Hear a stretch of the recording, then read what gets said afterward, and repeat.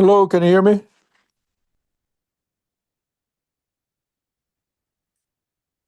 We can hear you. Okay, thank you. Steve Tiddler here.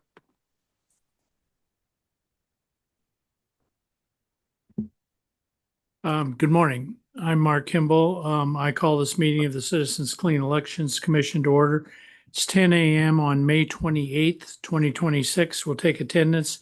Commissioners, please identify yourselves for the record. Galen Payton. Christina Werther. Sam Crump.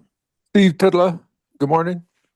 Good morning, Mr. Tidla. Good morning to all my colleagues. I'm Mark Kimball, and we have a full house today. All 5 commissioners present.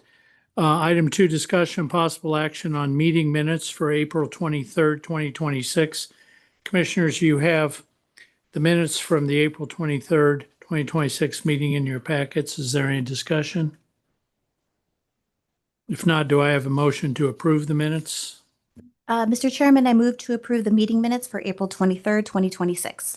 Thank you, Commissioner Werther. Is there a second? I'll second it. Thank you, Commissioner Payton. It's been moved and seconded that we approve the meeting minutes for the April 23rd, 2026 meeting. I will call the roll. Commissioner Werther, Aye. Commissioner Payton, Aye. Commissioner Crump, Aye. Commissioner Titla. Aye. Chair votes aye. The minutes are approved 5-0. Item 3, discussion and possible action on the Executive Director's Report, enforcement and regulatory updates, and legislative update. Tom? Thank you, Mr. Chairman, Commissioners. We have, as you can see in the announcement section, we are in the heart of our run-up to the primary. The voter education guide has gone to press and will start being delivered on June 12th. And as you all know, that goes to every voting household in the state, and this year will include county candidates. So this year, that's the county clerk of court, which is an elected position in Arizona, and then in 2028, right, that will include board of supervisors, treasurer, assessor, county attorney. So that's a significant, I think, improvement. It has made it more complicated for Gina and Alec and Avery to put together, because what is the total number of additions that now creates? Something very large. Yeah, it doubled the zones because you've got the, but I think the fact is that the counties have wanted this for a long time, and it is make sure that everybody has a basic understanding of who's on the ballot as much as we can within the space we have. Next week we will be co-hosting the 10th annual Election Science Reform Administration Conference at ASU downtown. That has 200 odd researchers, professors, and election officials. And as you can see there, they'll cover a whole range of topics and a whole bunch of different things. And we've been working with ASU's Mechanics of Democracy Lab and former Supervisor Bill Gates and the Center for an Independent and Sustainable Democracy at ASU on that. And we're pretty excited about that. Also, welcome, and you can see them there. They're not here to be welcomed, but maybe Avery made it mandatory for them to watch the meetings. But we'll have 3 voter education interns, and this will be the first time we'll have interns in a long time. And this is a partnership with Coconino County, Northern Arizona University, and we're pretty excited about it. Avery was able to be up there to meet them and we interviewed them and all that good stuff. So we're excited about that. This is a pretty unique, as I understand it, experience to have hands-on election administration, voter education experience for the students. So far, we have 45 participating candidates and 30 candidates been funding. And then I only put this last to emphasize it. The Clean Elections and Captain Activate will return to Fan Fusion for the 3rd year, featuring issue 3.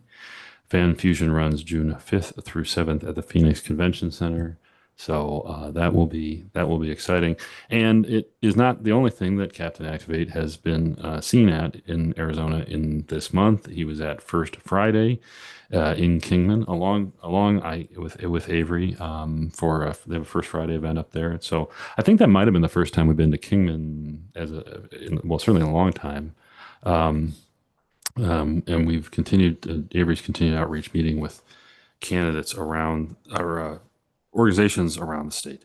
I wanted to also highlight on June 10th, Gina and the Arizona Talks, which is an organization, it's a nonprofit that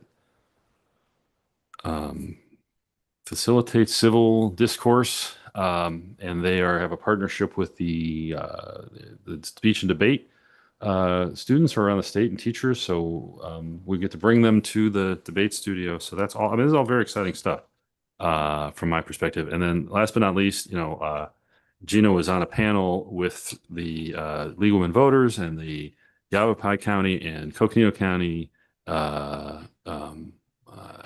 recorders on misinformation, along with Barbara McQuaid, who is many people know is a very high-profile former U.S. attorney who he was often seen on television, but that was pretty exciting. So, anyways, I'm pretty excited about all that personally, and obviously, if you have any questions about that, just really quickly on the rest of the report. We will be talking about this later on the agenda, but there's an appeal filed by the party in the Clean Elections v. Fontes case about the Independent Party, No Labels Party. We're still awaiting decisions at the appellate level on Prop 211, and then on next week we'll be at GERC for their business meeting to approve the rule update that we did on with respect to use of funds and re-updating our rules there. I think on the legislative front, the legislature has started working with the governor more on a budget. I can't remember. I think they return next week. The legislature will be back, and there are some election bills still out there. It's not clear to me how many of those might pass at this point. My understanding is for the time being, moving the primary to May, at least this session, probably won't happen. That would be moving it for 2028 to May, which creates some issues for the public financing program, among other things. There is a bill to sort of, if you will, immunize folks from their late filing penalties.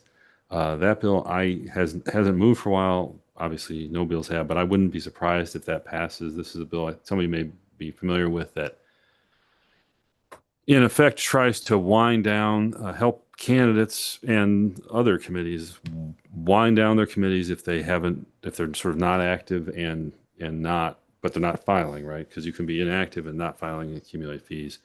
It also seems to essentially say that if you have outstanding fines now, those are going to kind of get waived.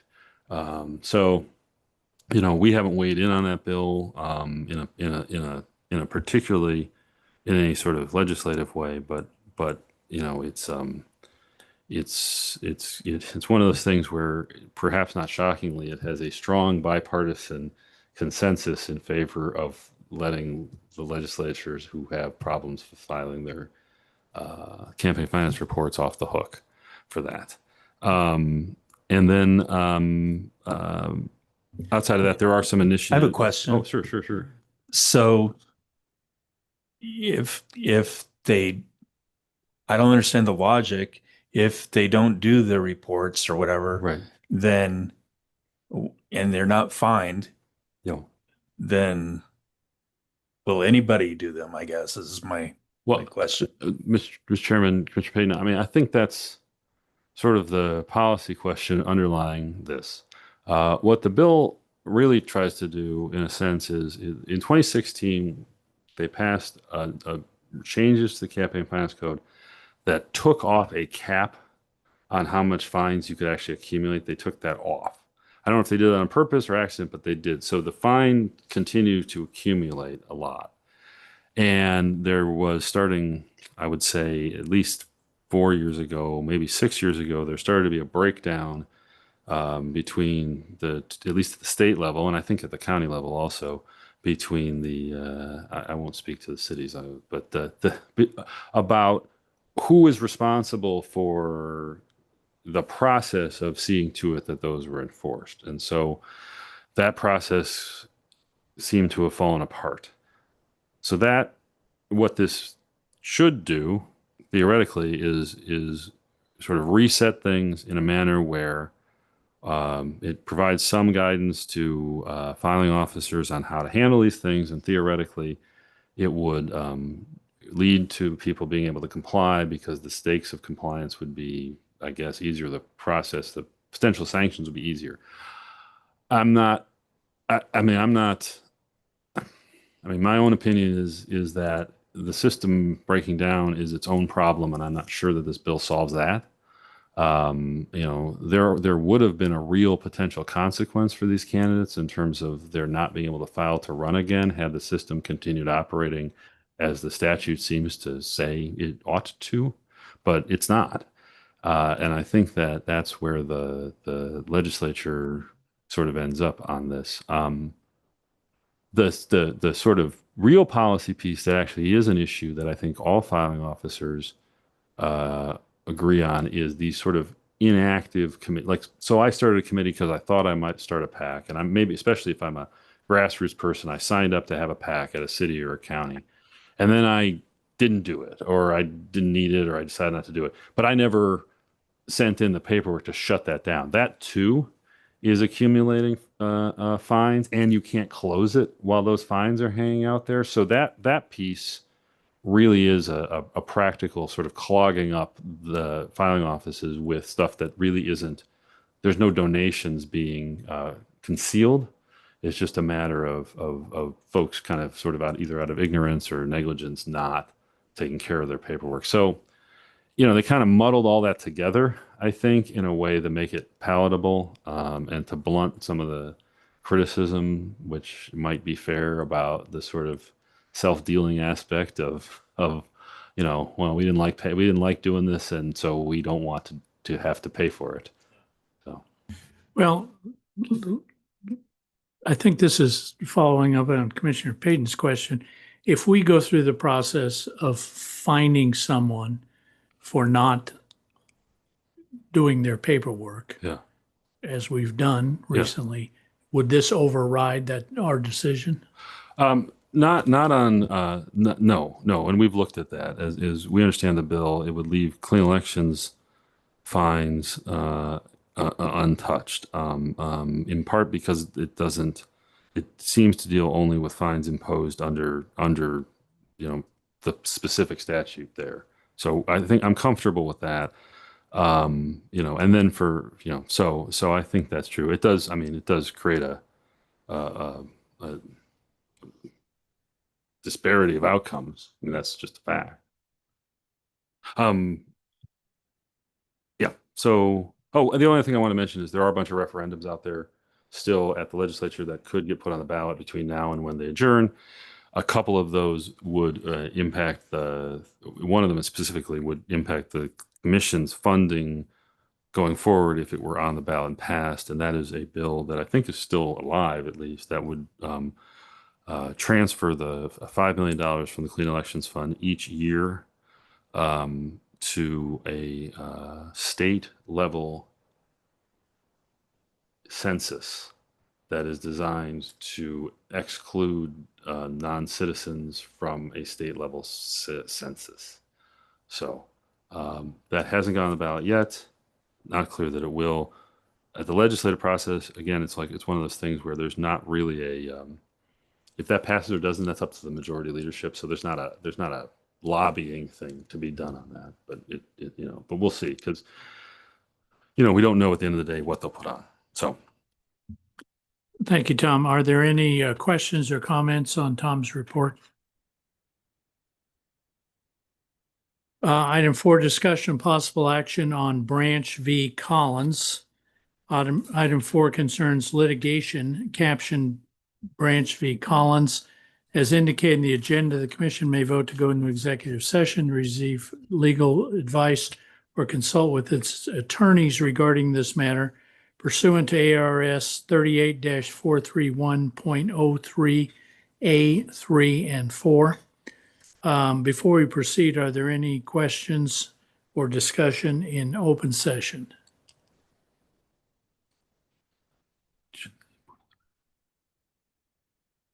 What are you whispering about?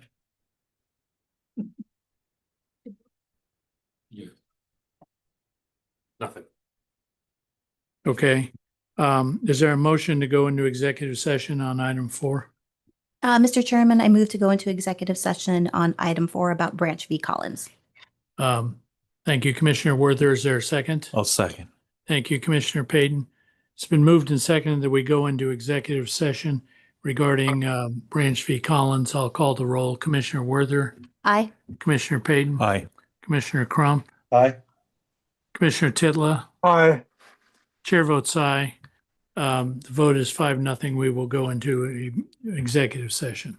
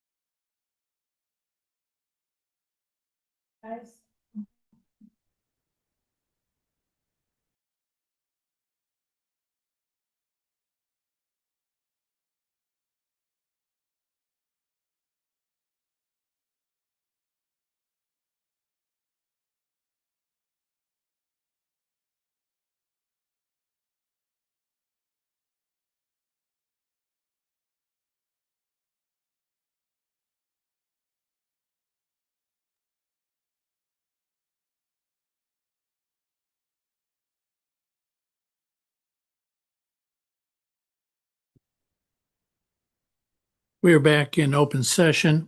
Item 5, discussion possible action on resolution of claim for attorney's fees in Arizona Citizens Clean Elections Commission v. Fontes. Item 5 concerns discussion possible action on resolution of the claim for attorney's fees in the commission's litigation with the Secretary of State. As indicated in the agenda, the commission may vote to go into executive session to receive legal advice or consult with its attorneys regarding this matter pursuant to ARS 38-431.03 A3 and 4. Before we proceed, are there any questions or discussion in open session? Bill or Samantha, is there anything you want to say in open session? Commissioner Kimball, I don't believe that open session is probably the appropriate place for our remarks, so I'll save them for executive session. Okay, thank you, Bill. Tom, is there anything you want to say? No, we're good. Okay. Is there a motion to go into executive session on item 5? Mr. Chairman, I move to go into executive session for item 5. Is there a second? I'll second. It's been moved and seconded that we go into executive session for item 5. I will call the roll. Commissioner Werther, Aye. Commissioner Payton, Aye. Commissioner Crump, Aye. Commissioner Titla, Aye. Chair votes aye. We will go into executive session on item 5.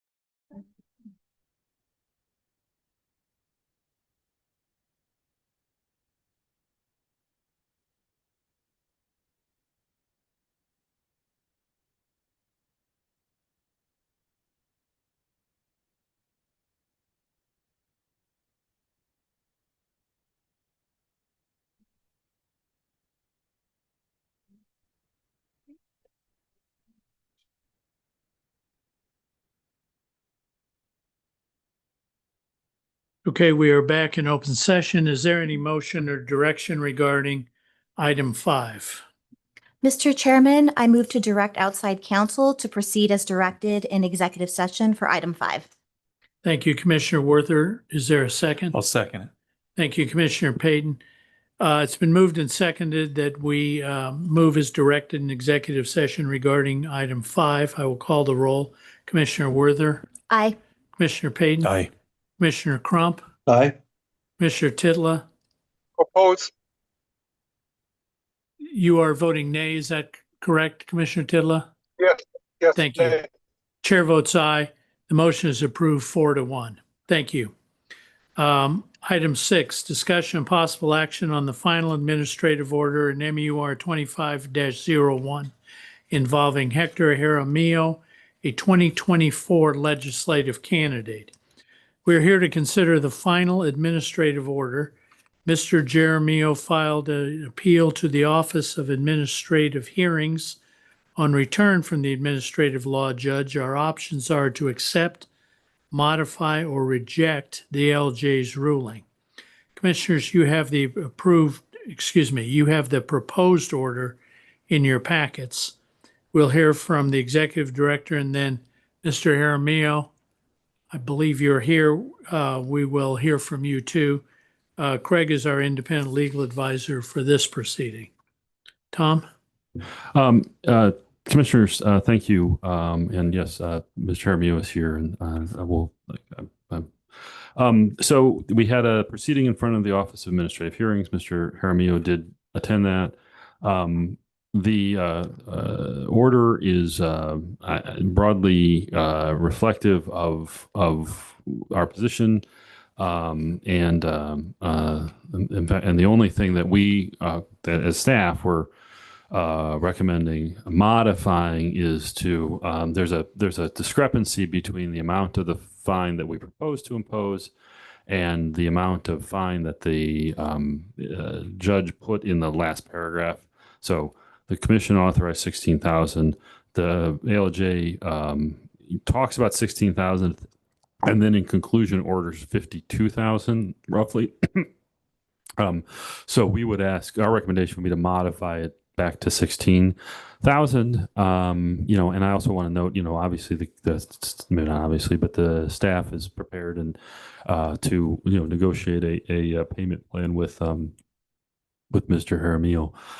But beyond that, I don't think I have much to add unless commissioners have questions.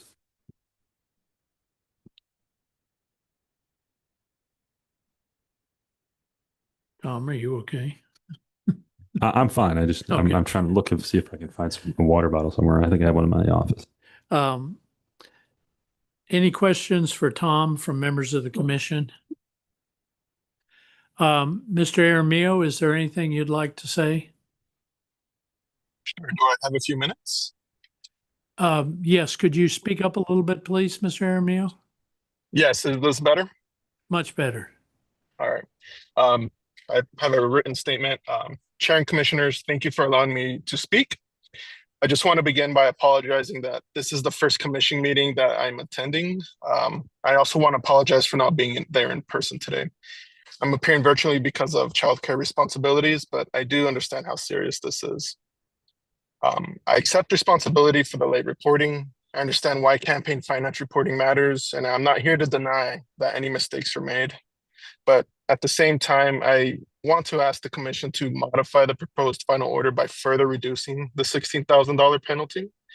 As this was not a misuse of funds case, the commission found that records were ultimately provided showing the funds were used for direct campaign purposes, and that there was no intent to deceive or gain an unfair advantage. The $16,000 personal penalty is financially devastating for me. My 2024 W-2 income was $14,201.07, meaning the penalty is more than my entire W-2 income for that election year. My 2025 W-2 income was just around $33,000, meaning it's still half of that year's wages. And then now my income is variable because I have my two sons, and the school I worked at has now shut down. I worked in the Peoria School District. I worked at one of the two schools they shut down this year. So one of the reasons I chose to run as a clean elections candidate was because I could not personally finance a campaign. I believe in the purpose of the program, allowing regular working people to run for office. And I still believe in accountability. But the $16,000 penalty against someone with my income is financially ruinous, especially when there is no misuse of funds and no intent to deceive. Now, I'm not asking the commission to erase the accountability part of this. I'm just asking for a penalty that is real, just that isn't so devastating for me. I respectfully ask the commission to reduce the penalty to around $3,000 or another proportionate amount with a realistic payment plan.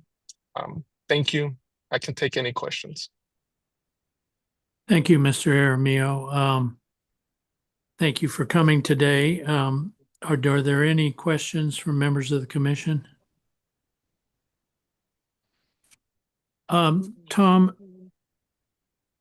could you remind us what the issues are here regarding Sure. what led to this? I mean, Yeah. is there any allegation that funds were missing or what? No. I mean, and I agree with what Mr. Aramillo said with respect to the what our ultimate findings were, and in the order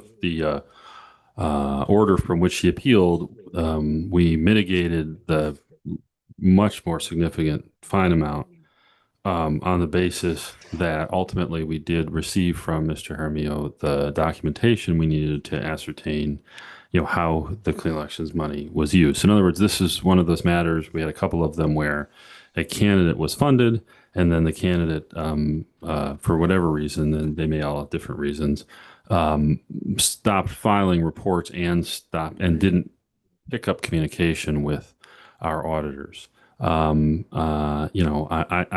So that mitigation is real, and we have applied that mitigation to reduce, the amount of the fine. So I guess that sort of answers your question. Okay. So to refresh my mind, this has been so long ago that, and we've had other cases. So he ran for the primary, Right. and he lost in the primary. Correct. And didn't submit the documents that we asked for. And it took how long? So on the, Mr. Chairman, Commissioner Payton, on the document obtaining issue, that ran from roughly August, September of 2024 through May of 2025, when the commission approved a repayment order. Upon the issuance of the repayment order, Mr. Aramillo got in contact with us and provided the account statements and relevant information to our auditors. So the time in question, essentially, to get traction on a response was between somewhere about 10 months, including a complaint, an order, and that said, the time since then, we have had sort of on again, off again communication around resolving the fine issue. But the actual documentation that we were seeking, it took us, between 9 months and a year, I think, to get that resolved. And so it is possible to change the amount here at this time or not? Mr. Chairman, Commissioner Payton, it is. If you ask, I'm certainly happy to give you my thoughts on that. Go ahead. Mr. Chairman, Commissioners, I think that in view of where we are, and we did have some sort of halting discussions with Mr. Aramillo around resolving this earlier. I think as a staff member, I would be comfortable with somewhere between $7,000 and $10,000 as a further mitigate. I mean, I would be. Now, have we mitigated it enough? Yes, but on the other hand, I think that we would still, based on the information we have here today, be imposing a serious penalty within that range. 3,000 to me seems like that's difficult for me to. Well, thanks. That's difficult for me to just immediately accept. But that's sort of my gut reaction based on Mr. Jaramillo, what he's said here today. So I would propose that we change it to $7,000, and I appreciate the fact he's appeared. A lot of these other people don't even appear. I appreciate his situation. We want people to do this, but we want them to comply. And I think that the fact that he's here makes a big difference to me. And the tone of his statement and so on was a good appeal to me, and that's what I would propose. Let me just say a couple things, Commissioner Payton.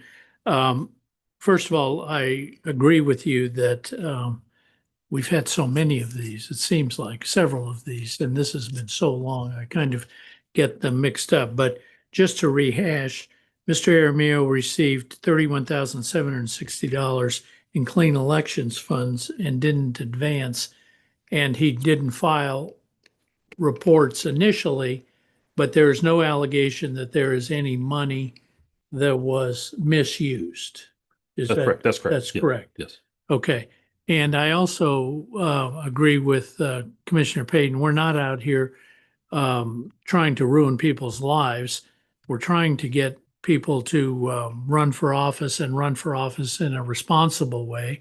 And I agree with Tom that I think 3,000 is an insignificant penalty. And I agree with Commissioner Payton that the 7,000 seems reasonable. That it, I think, will get people's attention. That you've got to file your reports, but if you had the guts to go put yourself out for public office and run as a clean elections candidate, we don't want to come down with a hammer that's going to ruin your life for quite a while to come. I would welcome comments from any of my colleagues on the commission. Are you signaling you want to talk, Mr. Crump? Yes, Mr. Chairman, thank you. Yes. Quick question for Tom. So am I correct that the 52,000 was the maximum, whatever you would call it, statutory or whatever, that could be imposed?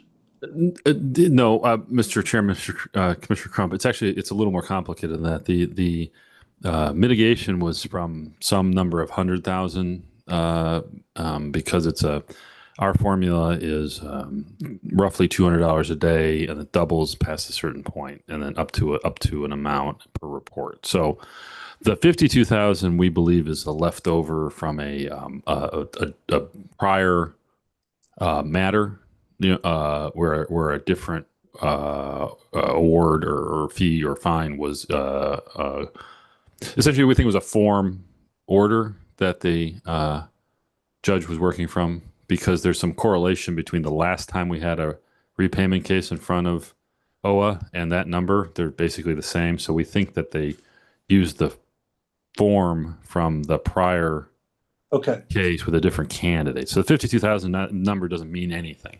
Doesn't mean not related to this, but the maximum potential fine in this matter could be. Did you just say over $100,000? Yeah. I can't recall the exact number, but it was.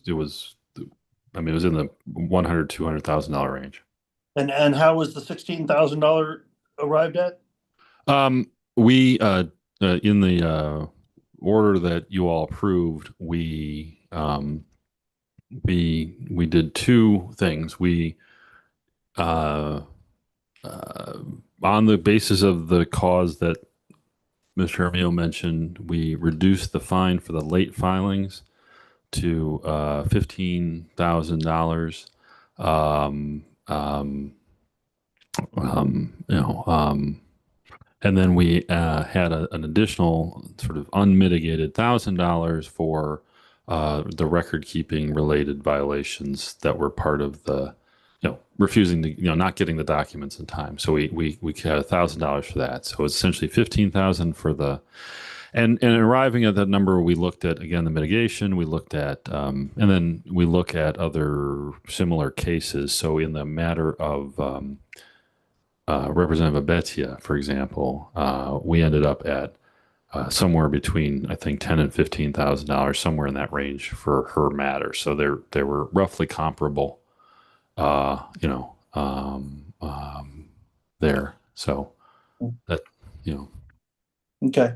Well, Mr. Chairman, I just have concerns about this. It seems to me the $16,000 is a mitigated number to me. And especially in a case like this, where somebody, I believe Mr. Jaramillo is also on a school board. I don't think this is his first rodeo, and is familiar with how things work. And yet he accepted taxpayer money for this and then thumbed his nose at the commission for months, knowing that there were severe consequences. So, and now to come and cry uncle at the final hour, I just don't buy it. So I would stick with the original $16,000 recommendation. Thank you, Commissioner Crump. Any other members of the commission wish to make comments? Mr. Jaramillo, is there anything else you wish to add? Chairman. Oh, I'm sorry, Commissioner Tidla. Yeah, with regard to this situation, based upon the presentation by Tom and based upon presentation of Jaramillo, and the fact that the funds were accounted for and that there was no misdeeds to speak of, except that he was late in providing these documentation. And I can understand where people are not maybe always up to date on bookkeeping type matters. Eventually, he was able to come forward with the documentation, and the fact that his job is questioned, with the amount of fine that we're imposing, and he doesn't have that income. 14.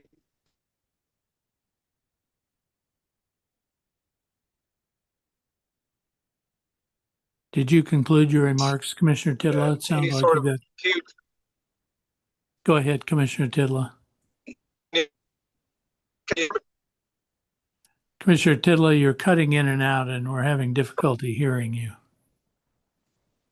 Oh,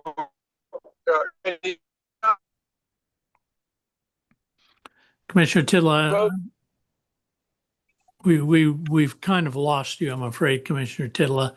I think we got the gist of your comments. Mr. Jaramillo, is there? Did you want to say anything? Go ahead, Commissioner Werther. can you hear me now? Yes, Commissioner Tidla.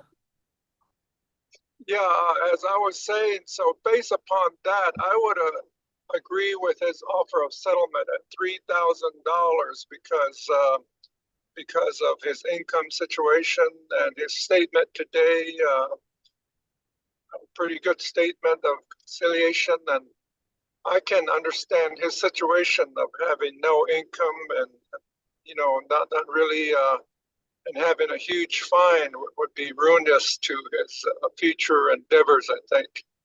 And our goal is to have all walks of life participate in the elections. That's why we have clean elections. That's why the citizens of the state of Arizona put forth this act, we're following that. So because of that, I would be agreeable to accepting the 3,000 that he's offered due to his situation and due to the fact that there is really no wrongdoing that has been found except for the late filing. Thank you. Thank you, Commissioner Titla. Commissioner Werther. Mr. Chairman, first, I am appreciative that Mr. Aramio is here today, and I appreciate hearing from him about his perspective. I will say I echo Commissioner Crump when it comes to sort of the obligations. When you take public monies, the reporting requirements are very clear. This was about filing reports. He missed, I think, at least 5. Our staff was trying to reach out to get contact, and that was ignored. And so dealing with this in my other life with, I know how much effort goes into that. And so when you take public monies, then you need to abide by those obligations. However, and I know that the number has been mitigated already. However, I do understand circumstances, finances being what they are. And I also don't necessarily need to bury somebody in order to, for us to apply a reasonable penalty. I'm not comfortable going as low as 3,000. I was thinking 8 when he was first asking for something, but I am comfortable with 7. And so I would be fine with that. And if that was 7,000 that was required today, I could understand in terms of financially how that could be difficult. But again, we're open to a payment plan and to working that out. And so I'm comfortable with a $7,000 penalty. Okay, Mr. Aramio, do you have any comments to make? Brief comments. Sure. I just want to acknowledge that my mistake in not filing on time after the election and during a difficult period in my personal life. I mistakenly believed I had handled those remaining reporting requirements, and I wasn't monitoring my campaign email or phone number the way I should have been. And that is my responsibility. I accept that, and I apologize to you, to the public, and to the staff that really did work hard on reaching out to me. I am really sorry for that. Thank you for your comments. Thank you for attending our meeting today. Is there any member of the commission who wishes to make a motion? Mr. Chairman, I am, but I might need a little help with. Well, yeah, certainly.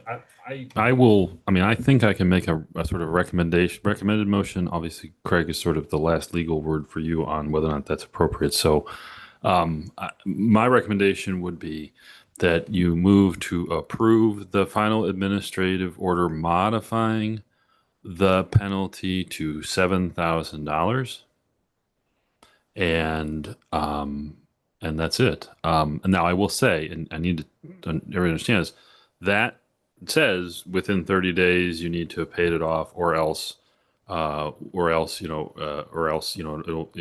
can be enforced. I don't believe that we would need a specific language in the order to say that we would work out a payment plan.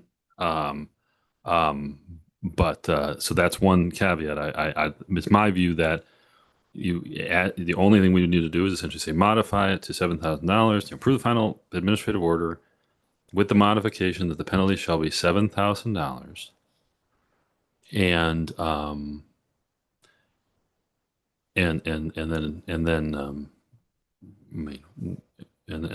leave it at that. That's really the legal question, I think, would be whether or not it needs to, if we want a payment plan, do we need to actually include that in there? And I don't. I don't think we need that. But is that close? Is that good enough for you? Okay. Yeah. Sorry.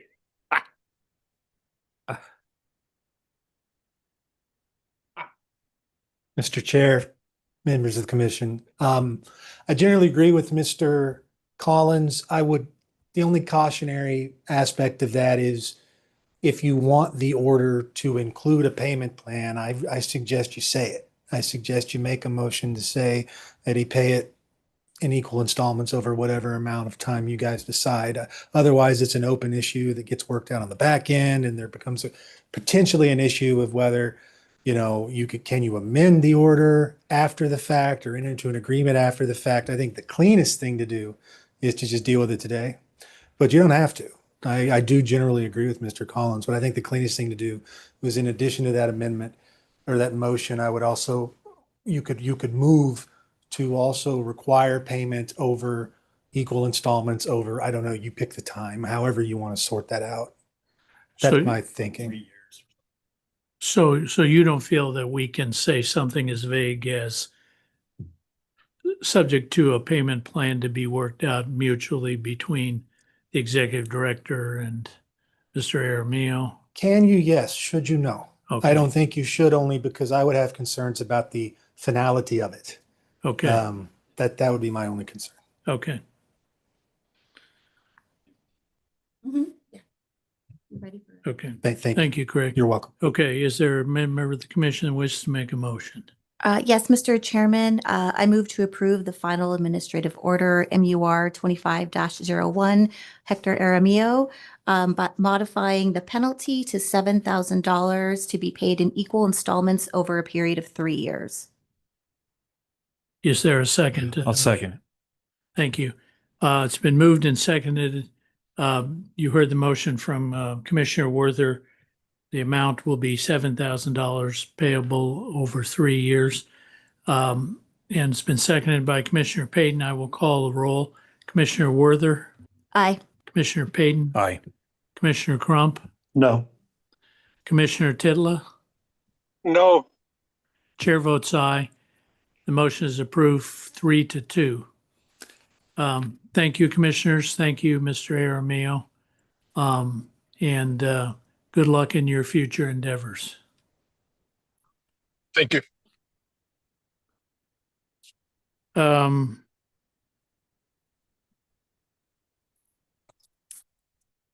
Item 7, discussion and possible action on commission procedures for addressing complaints under the Clean Elections Act and the Voters' Right to Know Act.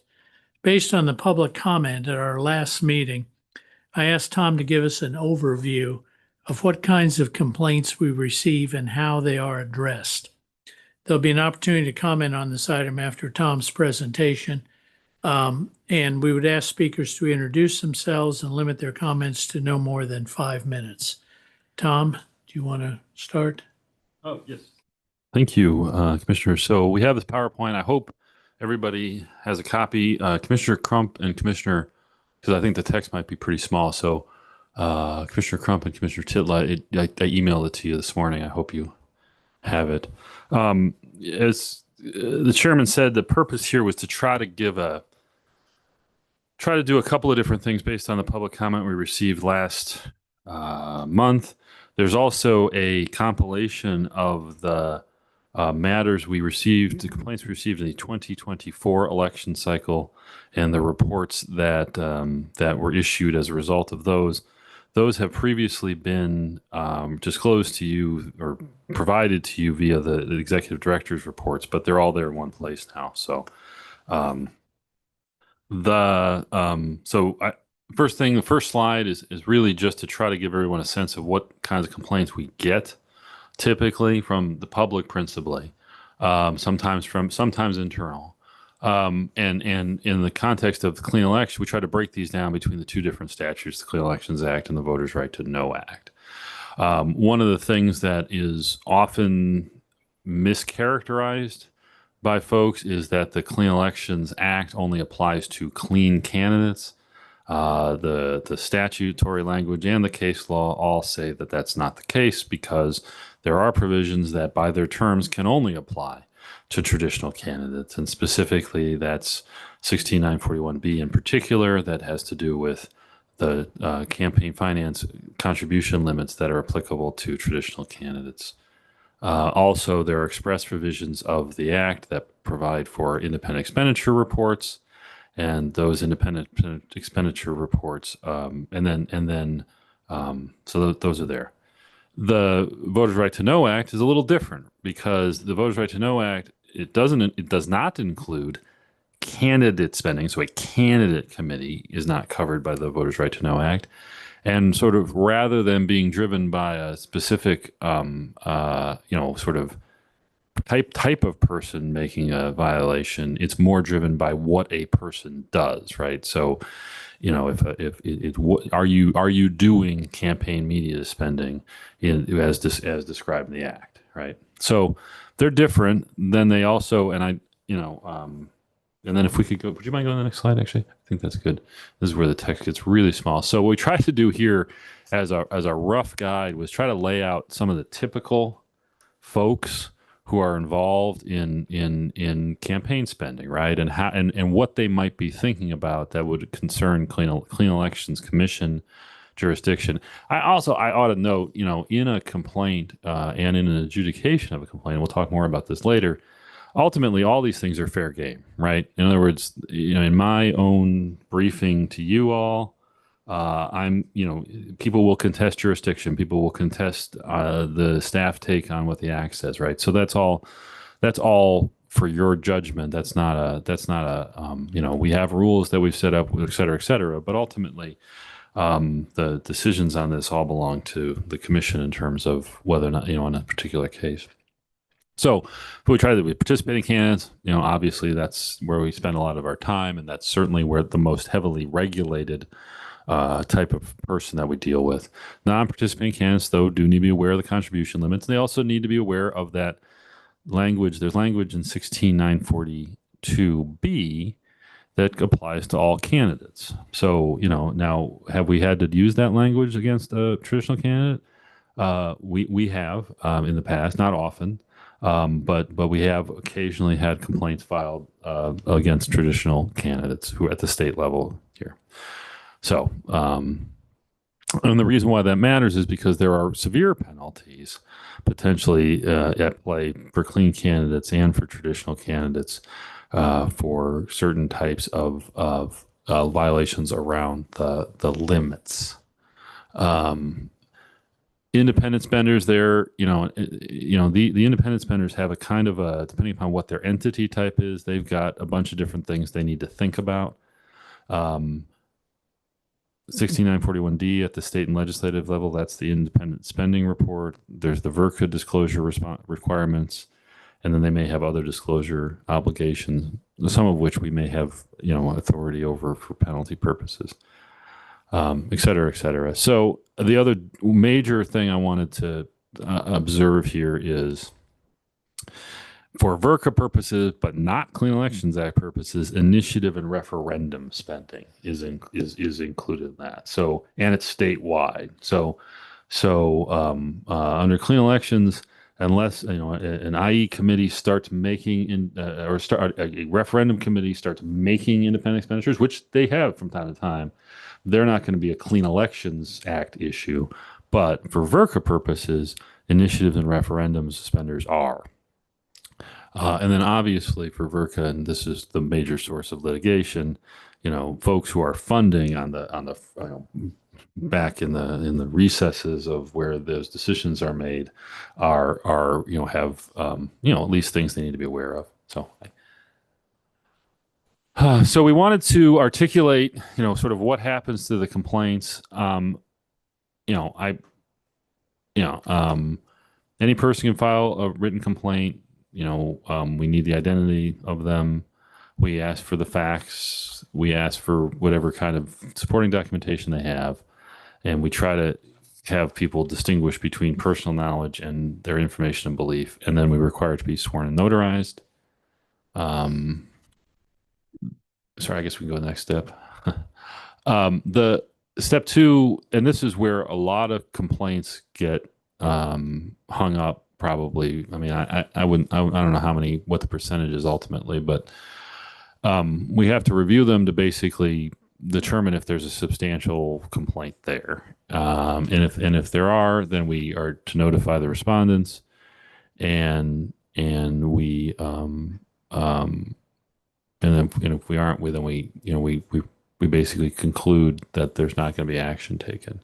But in response, if there is a response requested, the respondent gets 5 days, or a week, I should say.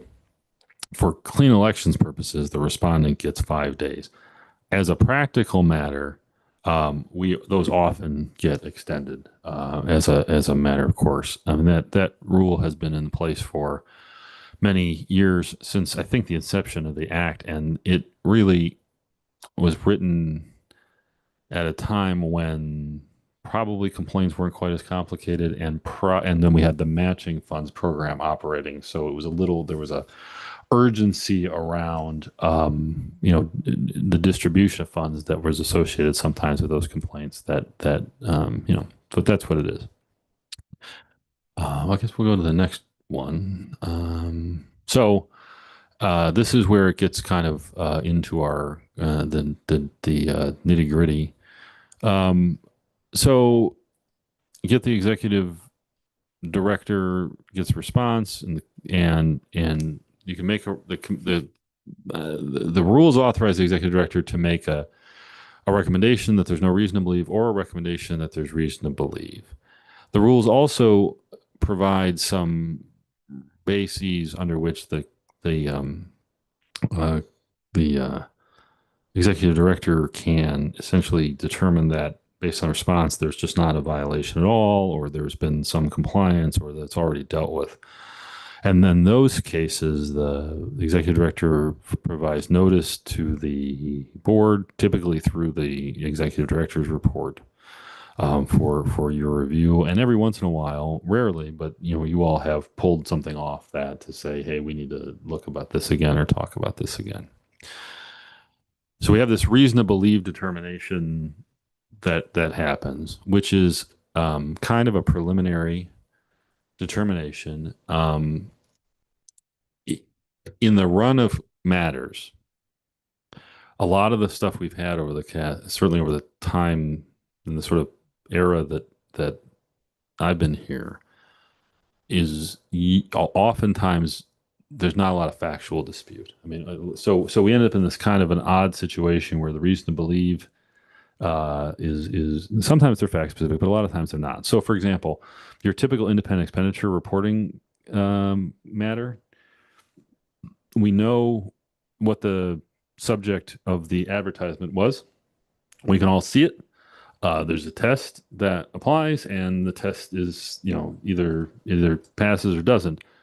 There may be some factual issues to gather around how much money was actually spent on it that ought to have been reported and stuff like that. But, so there's some, so sometimes the reason to believe determination, even though it really kind of is the beginning and end of the case insofar as commission. Chairman? Sure. Sorry. I'm sorry. Chairman? Yeah. Commissioner Tidla? Yeah, this Steve Tittle, I'd like to be excused now. I have to go into another Oh, meeting over here sure. in the tribe. Okay, thank you, Commissioner Tidla.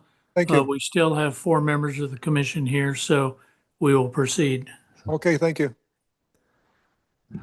So anyway, so if we get into, we can have investigations in more fact specific cases, or the issues are really it really is a fact case. And that happens. So I guess we'll go to the next one. So then we go and these few handful of cases we had after 2024, I mean, we went through every step of this. The probable cause to believe determination, that's effectively the commission making a real finding of fact, that these are in fact the facts that the commission has adjudicated as in its sort of quasi judicial or judicial function, right? And then we go through and attempt to do all the conciliation stuff, and then we end up maybe with a final order or a resolution short of a final order. So that's sort of clean elections. I think the next slide is Voters' Right to Know Act. Yeah. Okay. So there's going to be some differences between the Voters' Right to Know Act and the Clean Elections Act in terms of the process. The basics are the same. You have to be a voter to file a Voter Right to Know Act complaint. Same basic, just asking for the allegations, violation, what happened, etc. And then we do ask that to be sworn and notarized, and the statute requires that as well. So that's, I will move on to the next one, I think. So again, here we do and within 5 days, the executive director has to review the complaint and determine whether or not a response is warranted. Now, the Voters' Right to Know Act is a little more ornate than the Clean Elections Act, in part because of 16971 has all these definitions. It has something like 19 definitions, I think, or something. And so when you're reading through the rest of the statute, almost every term refers back to the definitions. So what that means is that the compliance review process will often resolve the matter in so far as there's a there's either a definitional issue or there's some other way in which the facts fit within a particular pattern. And in those cases, generally speaking, I will send out, or the executive director sends out a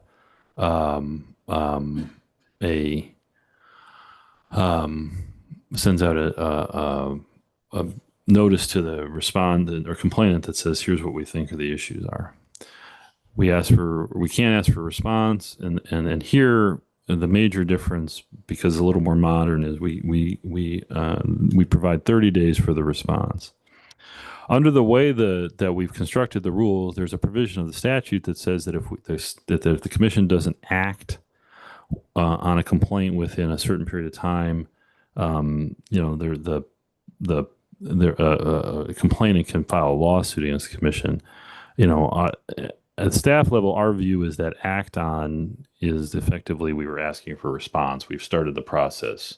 There are other folks who may have a different view of that, but that's sort of how we've set it up, because the timelines and the complexity of some of these, and because the commission has to adjudicate these in a judicial type role, you can't.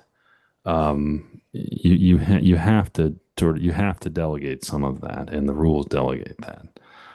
As a practical matter. So, and that's sort of there. I think that's pretty self-explanatory. I guess we'll go to the next page. So what you'll see here is that one of the differences between the Voters' Right to Know Act and the Clean Elections Act is that reason to believe stage we don't have.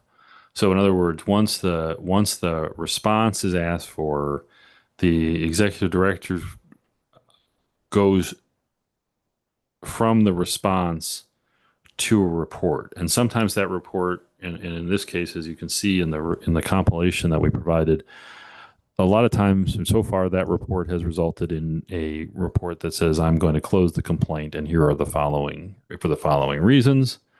And those, again, go to you, usually through the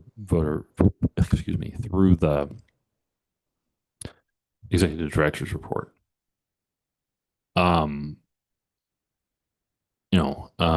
So I guess what I'm trying to say is that, for Voters' Right to Know Act purposes, the investigation occurs. The idea is, we haven't gotten there yet, but the idea would be by the time we bring that case to you, we're bringing a full case. Essentially, we're bringing a case as if we were. I hate to use this word. I don't know what the right word is. As if we were. The executive director is a full advocate, obviously always, but you get one shot. It's one trial, for lack of a better way of putting it, rather than having this sort of. If you were to analogize this to criminal law, there's not a preliminary hearing and then a trial, right? We just go from investigation to the adjudication by the commission. Yes, Commissioner Werther. Tom, so to me, it seems like the voter right to know act process Yeah. is similar to the, I guess I would say the regular campaign finance process that's in Title 16, that's the non-clean elections, where you have the filing officer who does sort of all of the initial review, and then if there's a referral, then it goes to the enforcement officer. So it's sort of a two-part process versus is it similar to that? Well, Or I mean, I don't know. I mean, that's a good point. I mean, the way I've thought of it is this way. I've thought of reason to believe in the clean elections process as being analogous to reasonable cause, and then the probable cause being the enforcement process. So it's two steps, but it's in one agency. So in my view, this skips the reasonable cause step.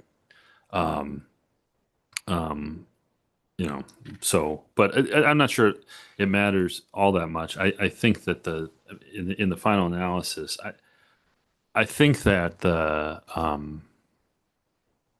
I think the major difference in theory is that we don't have I'm not sure there's a major difference. In other words, I mean, because the commission can always, because you have the notice of the proposed resolution, even if it's a dismissal, because it's on the executive, the notice is provided via the executive director's report for the purpose of you being able to pull it off and say we don't like this, right? So it's not an active vote to approve, but it is in the sense that you don't have to approve it under the rules, but you by your choice to essentially not review it is the implicit choice, Or modify it like we just did. right? Exactly. So the commission has options there. We just in fact we just have, as a matter of fact, we just haven't had enough matters that have gotten to that stage, but the ones that have, I mean, my assumption is that you read every page of the executive director's report, and if there was an issue, I would hear about it. So, whether or not in the future we want to modify these things, obviously, I mean, between now and one of the things about the way the election cycle operates is, as we continue in the Prop 211 vein, you do, and we may propose, or ways we might be improving this, or ways we might tweak it. Whether that's tweaking it to make sure that folks have a better understanding of what the commission is doing. One of the things we obviously heard about at the last meeting was whether or not the where we are now, whether or not that is providing sufficient surfacing of the issues that are going on, and whether or not that ought to be in the hearing. Those are all things that I think part of the benefit of having that discussion, or having the comments we got last month, is to trigger some of that thinking about what we ought to do and what you might want to do there. I think that's maybe enough for that. So, under the Verka rules, theoretically, if the report were to find there was a violation, then the respondent says, "Okay, I want a hearing," and that goes to the commission, and then the commission ultimately makes the decision about whether or not there's anything whether to order anything, whether to essentially it's set up in terms of the way that the rules set it up to have effectively a mini trial in front of the commission, where the commission, is the fact finder and decider. So this is kind of our summary effort to summarize some of this. Again, similar complaint process is not identical. Complaints have some procedural requirements. There's an opportunity to respond. I think it is important to emphasize always that the director and the commission have different roles. The commission is always the decider. The executive director, the director's decisions, such as I should say that the director's reports are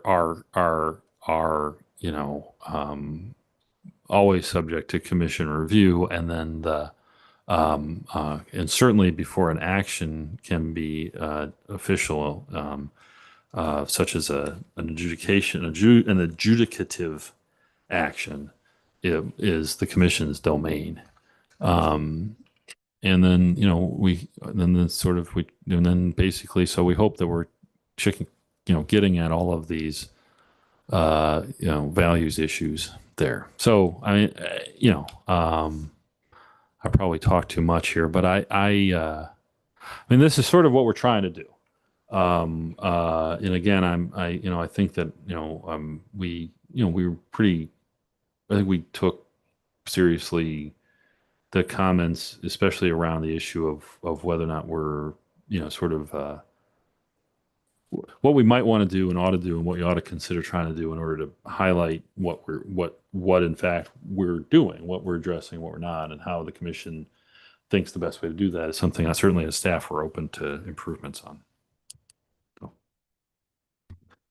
Thank you, Tom. Are there any members of the commission that have any questions? Are there any members of the public who wish to comment? Please limit your comments to 5 minutes and state your name, and limit your comments no more than 5 minutes. Yes, my name is Alex Logvin. First of all, I just want to thank Director Collins. He's been a tremendous help throughout this process. I filed multiple complaints, and not all of them survived his initial review. However, everyone that he has declined to continue with, I understood. When he responded and said, "This is why I'm closing this out," he explained it, and I read it and thought, yep, he's right. Good. Move on to the next thing. So he's been tremendously helpful with that. If he had just rejected them and said, nope, doesn't meet the rules, I would be left wondering. This law was all about transparency. So I love the transparency that this commission has been showing. So thank you all for that. My biggest request at this point, this was a great presentation. It really helped, I think, get this all on the record for everybody to understand that process. What I'd love to see, and I will likely make a proposal at some point, is I'd like to see every matter under review that is accepted by the office be posted on the website. So I could go and say, well, what are the complaints that they've received, and what's the disposition of them? As a citizen, if I hadn't already been filing complaints, my biggest question is, why have other complaints failed? And I can't really see that without going through a public records request and getting all this documentation. I'd love to have those things posted. Here's the initial complaint, here's the response, and here's the final disposition, or whatever those documents end up being. It'd be wonderful to have them publicly accessible. Again, this is all about transparency, so let's be as transparent as we can, and get those published on the website. So that would be my request. But again, thank you for this commission. You guys are paying attention, you're listening, and I very much appreciate that. Thank you for your comments. Tom, did you want to? Nothing other than to say, in a mild defense, we do have a docket in the ED report, and we provide them in the ED report.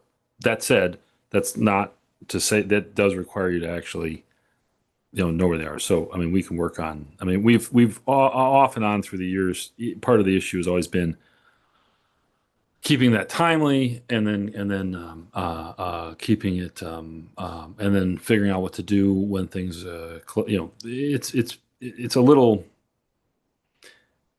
we've gone back and forth about it through the years, but I certainly don't disagree that we could make it more available, and we can do that. We can make it more obvious where things are than it currently is. I mean, it sounds like a reasonable request to me. Yes. I just want to make sure it's clear that they are there. You just have to know where to look for them. But if he doesn't know where to look, and he's got time to do that, then he should have a chance to do that if we're going to be transparent. Any other members of the public wish to make comment? Anyone online wish to make a comment on this matter? Hearing none, we'll move on. Thank you very much for your comment and for the time that you've devoted attending these meetings. Item 8, public comment. This is the time for consideration of comments and suggestions from the public. Action taken as a result of public comment will be limited to directing staff to study the matter, rescheduling the matter for further consideration, or responding to criticism. Please limit your comments to no more than 2 minutes. Does any member of the public wish to make a general comment? Anything else? Anyone on Zoom wish to make a comment? No?